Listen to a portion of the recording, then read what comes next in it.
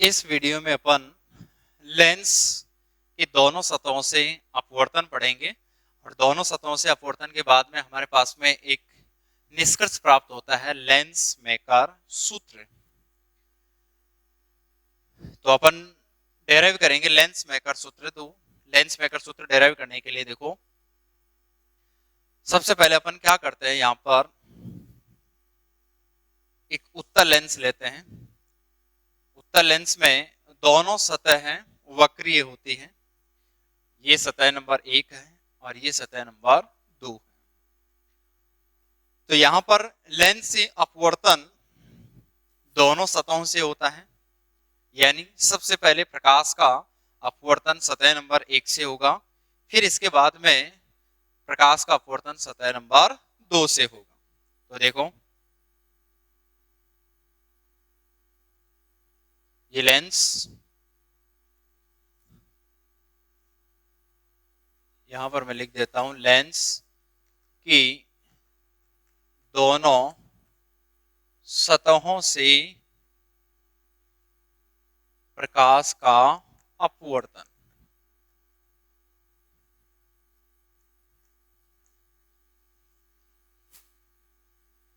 Actual में lens की दोनों सतहों से प्रकाश का अपवर्तन प्राप्त करने के लिए अपन यहाँ पर 3 डायग्राम बनाएंगे। एक मैं यहाँ पर जॉइंट डायग्राम बना रहा हूं और ये जॉइंट डायग्राम में आपको आगे के दोनों डायग्राम की सारी बातें इसमें मिल सकती हैं। तो यहाँ पर एक जॉइंट डायग्राम है और फिर इसी जॉइंट डायग्राम के 2 अलग अलग डायग्राम मैं बनाऊंगा। तो देखो, यहाँ पर है ऑप्टिकल सेंटर O। सबसे पहले अपन क्या करते हैं, एक बिंदुवत आकार का बिंब, जैसा कि अपन पूर्व में भी ले चुके हैं, यहाँ बिंदुवत आकार का बिंब O है और इस बिंब O का दोनों सतहों से अपवर्तन के बाद में यहाँ पर अपन क्या करते हैं, प्रतिबिंब तैयार करते हैं। तो इस बात को समझने के लिए सबसे पहले ये देखो कि यहाँ पर आप वायु से एक बार अपवर्तन करोगे कांच में और फिर दूसरी बार अपवर्तन होगा कांच से पुनः वायु में, क्योंकि यहाँ लेंस के अंदर 2 सतह हैं। तो दोनों सतहों से कितनी बार अपवर्तन होता है, 2 बार अपवर्तन होता है। तो यहाँ प्रतिबिंब का निर्माण भी 2 बार होता है। एक्चुअल में होता है क्या है, इस बिंब O का यहाँ पर पहली सतह से जब अपवर्तन होता है तो यहाँ प्रतिबिंब प्राप्त होता है, और जब प्रकाश का दूसरी सतह से अपवर्तन होता है तो जो पहले से बना प्रतिबिंब है वो प्रतिबिंब आभासी बिंब का कार्य करता है। तो इस चीज को देखो, अपन किरण चित्र के माध्यम से कैसे दर्शाएंगे। सबसे पहले एक प्रकाश किरण अपन इस प्रकार से इंसिडेंट कर रहे हैं, जो वायु से कांच में प्रवेश करेगी।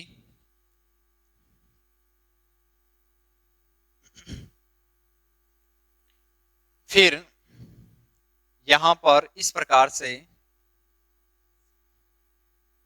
इस बिंदु पर आएगी।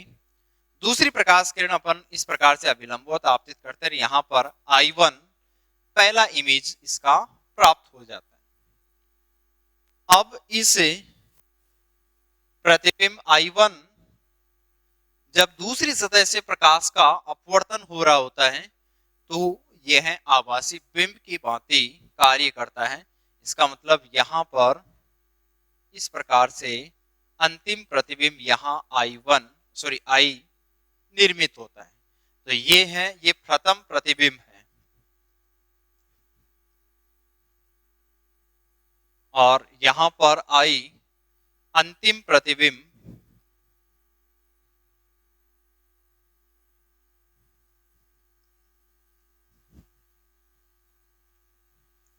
और बिंदु O पर इसको अपन कहेंगे बिंदुवत बिंब।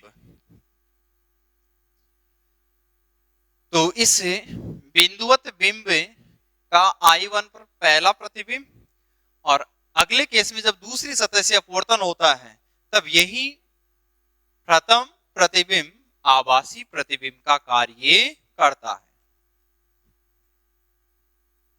और इस आभासी प्रतिबिंब का अंतिम प्रतिबिंब ये तैयार होता है आई पर। तो यहां पर ये जो दूरियां हैं, वो दूरियां भी एक बार मैं डायग्राम में दर्शा देता हूं। इस बिंदुवत बिंब और ऑप्टिकल सेंटर के बीच की दूरी को यहां पर बिंब दूरी U कहेंगे। I1 और ऑप्टिकल सेंटर के बीच की दूरी को यहां पर V1 नाम देंगे। I और ऑप्टिकल सेंटर के बीच की दूरी को अपन V नाम देंगे, जो प्रतिबिंब दूरी है। तो ये एक मैंने सिंपल कच्चा डायग्राम बनाया है। अब इसी चीज को अपन अलग अलग करके देखेंगे कि पहली सतह से अपवर्तन होता है तो I1 किस प्रकार से मिलता है, दूसरी सतह से अपवर्तन होता है तो I किस प्रकार से प्राप्त होता है। तो सबसे पहले पहली सतह से अपवर्तन सीखते हैं। तो देखो लेंस की पहली सतह से अपवर्तन, तो सबसे पहले अपन पढ़ते हैं इसमें लेंस की प्रथम सतह से प्रकाश का अपवर्तन। तो अभी अपन ने जो जॉइंट डायग्राम अपना बनाया था, जॉइंट डायग्राम में पहले सतह का इस प्रकार से झुकाव था।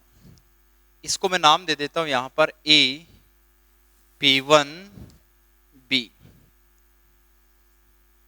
ये मुख्य अक्ष। अपना बिंदुवत बिंब O यहां पर था। इस बिंदुवत बिंब O का मुझे यहां पर क्या बनाना है, प्रतिबिंब। इस ओर अपना विरल माध्यम था और यहां पर अपना सघन माध्यम था। सघन माध्यम को N2 से लिख रहे हैं, विरल को अपन N1 से लिख रहे हैं। तो बिंब O का प्रतिबिंब तैयार करने के लिए एक प्रकाश किरण इस प्रकार से अपन आपतित करते हैं, जैसे कि अपन ने पीछे भी डेरिवेशन में इसी प्रकार से प्रकाश किरण को आपतित किया था।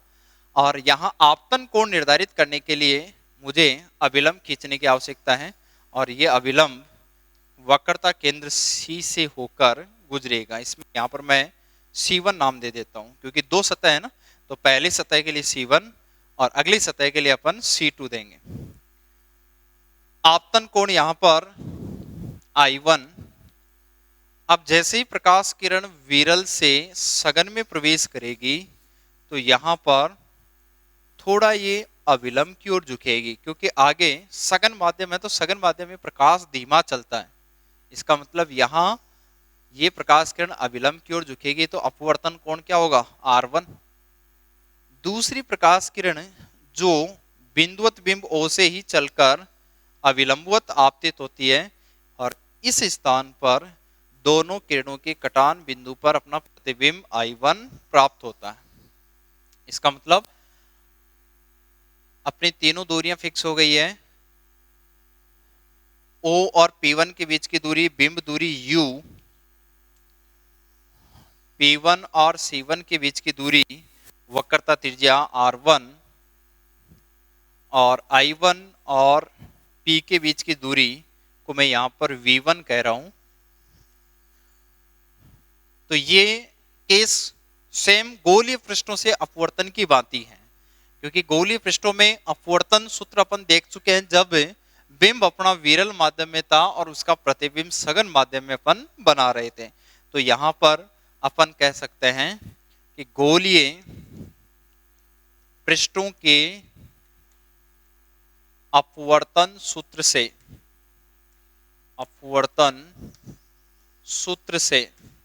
तो गोलीय पृष्ठों के अपवर्तन सूत्र से अपन लिख सकते हैं N2/V माइनस N1/U बराबर N2 माइनस N1/R। ये रिजल्ट जो अभी अपन ने गोलीय पृष्ठों से अपवर्तन में देखा था, इसमें N1 N2 जो कि अपने भी है यहाँ पर, N1 विरल माध्यम के लिए, N2 सघन माध्यम के लिए, लेकिन यहाँ पर VUR जो कि अपने यहाँ पर डायग्राम में चल रहे हैं UR1 V1, तो अपन VUR को रिप्लेस कर देंगे। तो यहाँ पर देखो V प्रतिबिंब दूरी होती है, तो यहाँ पर प्रतिबिंब V1 दूरी पर बनता है, तो V को बदल देंगे किससे, V1 से। U यथावत रहेगा तो U इसका मतलब U ही रहेगा और R को अपन किससे बदल देंगे, R1 से। तो R का मान किसके बराबर होगा, R1। तो ये वाला जो मान है ये अपन इस समीकरण में रख देते हैं। रखने पर हमारे पास में एक नई समीकरण बन जाएगी N2 upon V1 minus N1 upon U बराबर N2 minus N1 upon R1। और मैं इसको डाल देता हूं यहां पर समीकरण नंबर 1। अब इसके बाद में जब लेंस की दूसरी सतह से प्रकाश का अपवर्तन होगा तो हमारे पास में ठीक ऐसी ही एक समीकरण और प्राप्त होगी। तो अब अपन सीखेंगे कि लेंस की दूसरी सतह से प्रकाश का अपवर्तन किस प्रकार से किया जाता है। तो नंबर 2 है लेंस की दूसरी सतह से प्रकाश का अपवर्तन। तो अपना डायग्राम पूरा बदल जाएगा। तो यहां पर देखो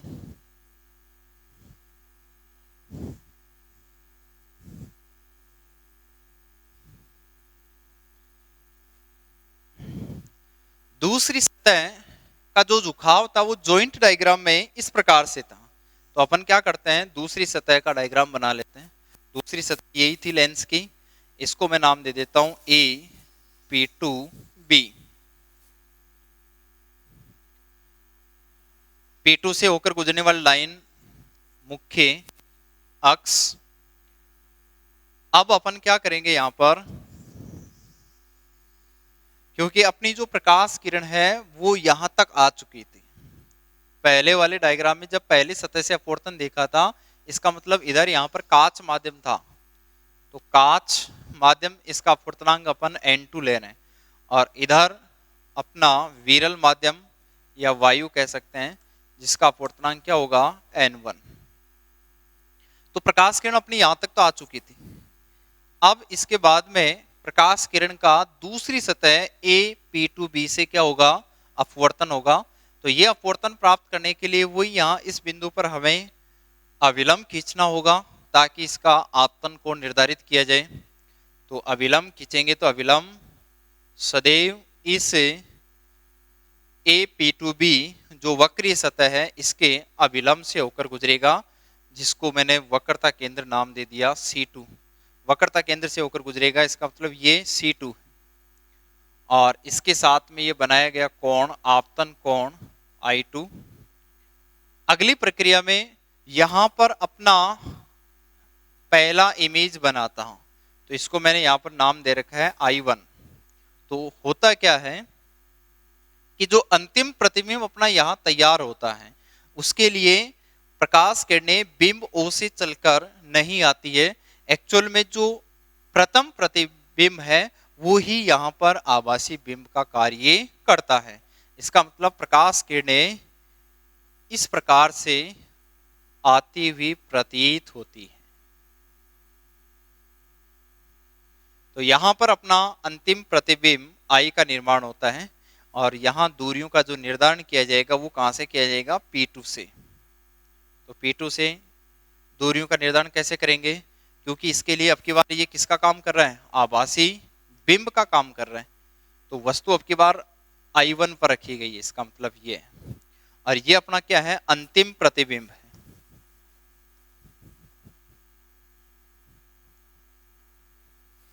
तो दूरियां P2 से निर्धारित की जाए तो अपना बिंब ये है, और ये दूरी अपन ने पहले वाले डायग्राम में V1 के नाम से दे रखी है, तो V1 ही रखेंगे।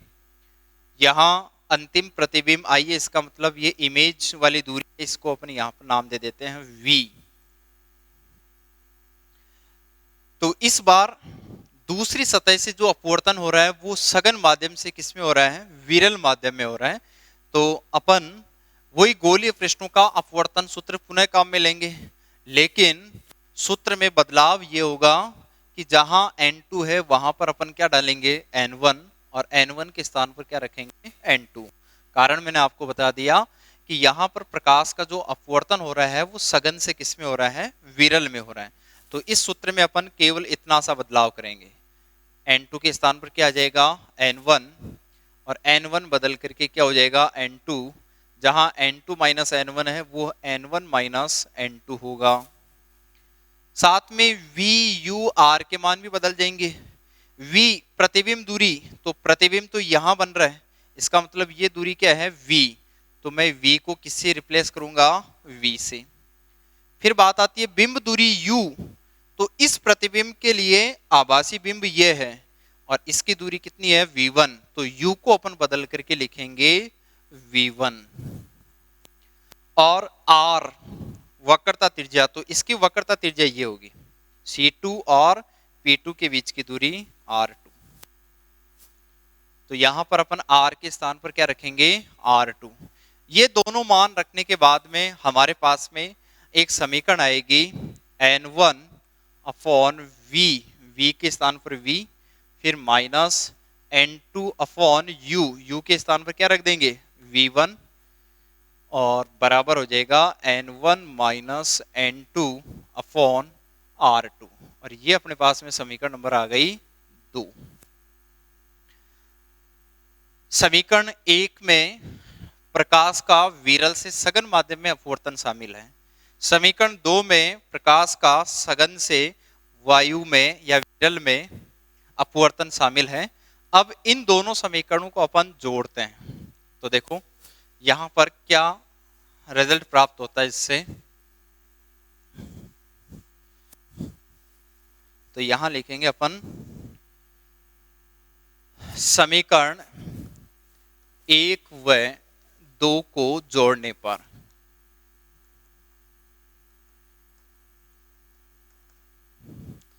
समीकरण 1 व 2 को जोड़ेंगे तो बाएं पक्ष में बायां पक्ष शामिल होगा और दाएं पक्ष में दायां पक्ष, तो ये हो जाएगा N2 upon minus N1 upon U, ये बायां पक्ष है तो इसमें ये शामिल कर देंगे, plus N1 upon V minus N2 upon V1 बराबर बराबर होगा N2 minus N1 upon R1, और प्लस में ये शामिल हो जाएगा N1 minus N2 upon R2।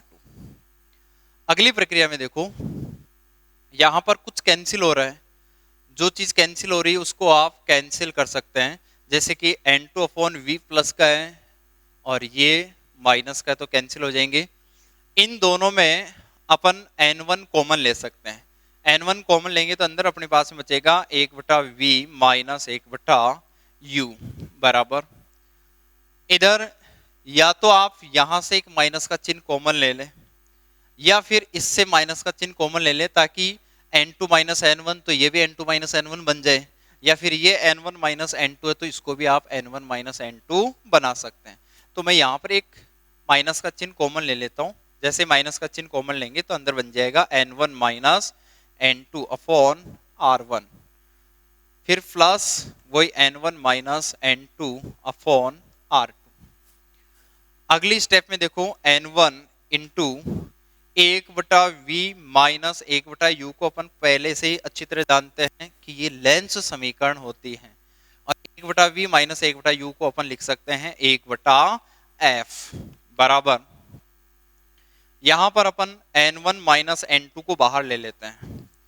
जैसे N1 माइनस N2 को बाहर लेंगे तो अंदर आपके पास में बचेगा 1/R2 माइनस 1/R1, यानी ये बचेगा 1/R2 माइनस 1/R1। फिर इसके बाद में देखो अगली स्टेप,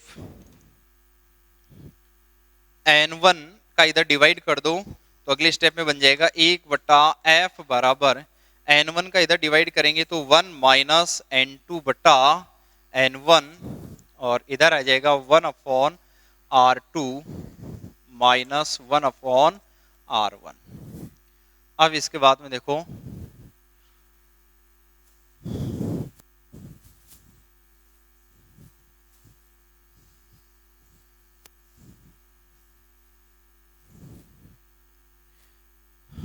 फॉर्मूला अपने पास में आ गया 1/F बराबर 1 minus N2 upon N1 into 1 upon R2 minus 1 upon R1।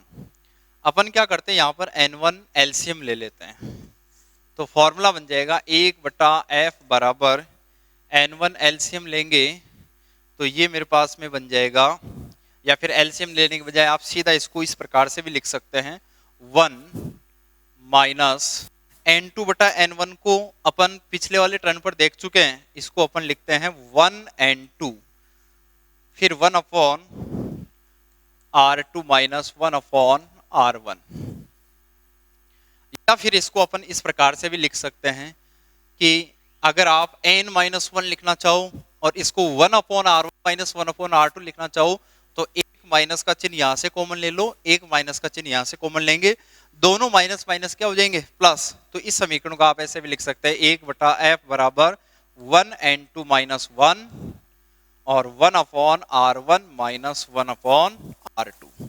इसी को अपन कहते हैं लेंस मेकर सूत्र या लेंस निर्माता सूत्र। तो यह है अपना लेंस निर्माता सूत्र। अब अपन इसके बाद में इससे जुड़ा एक सवाल कर लेते हैं। तो देखो सवाल इस प्रकार से है,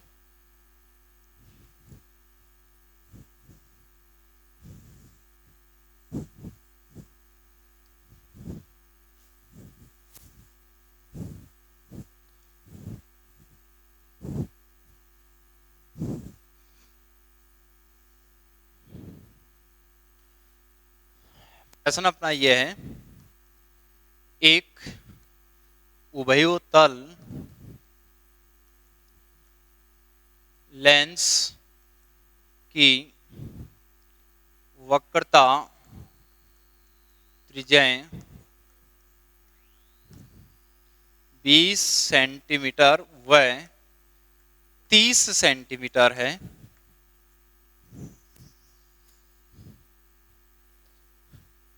लेंस का अपवर्तनांक 1.5 है, तो लेंस की फोकस दूरी निर्धारित कीजिए।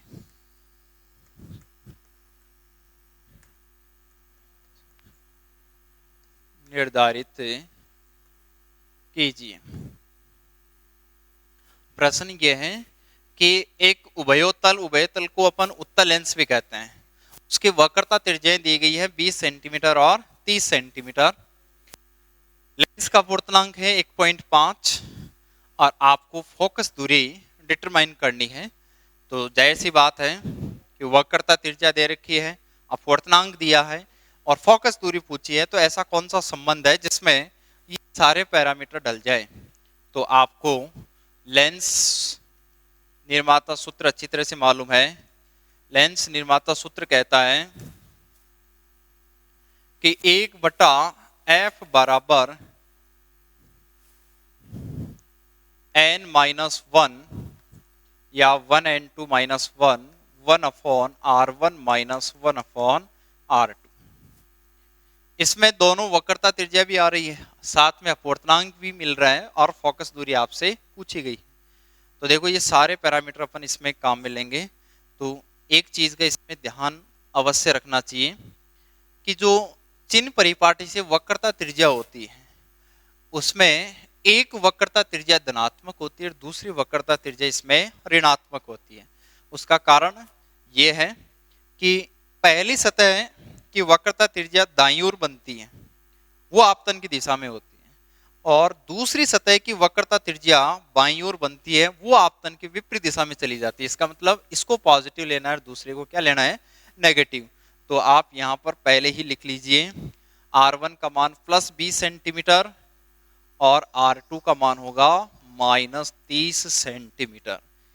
ये अक्सर कई बार गलती करते हैं, तो यहाँ माइनस 30 सेंटीमीटर होगा।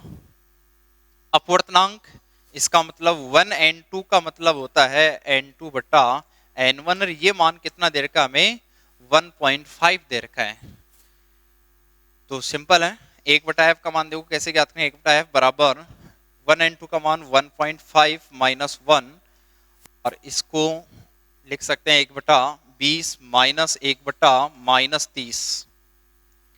अगली स्टेप देखो, 1 बटा एफ बराबर 1.5 माइनस 1 0.5 इंटू यहाँ माइनस माइनस प्लस हो जाएगा, एलसीएम आ जाएगा यहाँ 60, तो ये हो जाएगा 3 माइनस 2, तो अपने पास में आ जाएगा 1/f बराबर 0.5 इंटू ये हो जाएगा 1, तो 1/60, और पॉइंट को अपन हटाएंगे तो एक शून्य और शामिल कर लेंगे, तो 1/f बराबर 5/600, इसका मतलब 1, और ये हो जाएगा 120, तो 1/f का मान है 1/120, तो f का मान कितना हो जाएगा 120 सेंटीमीटर।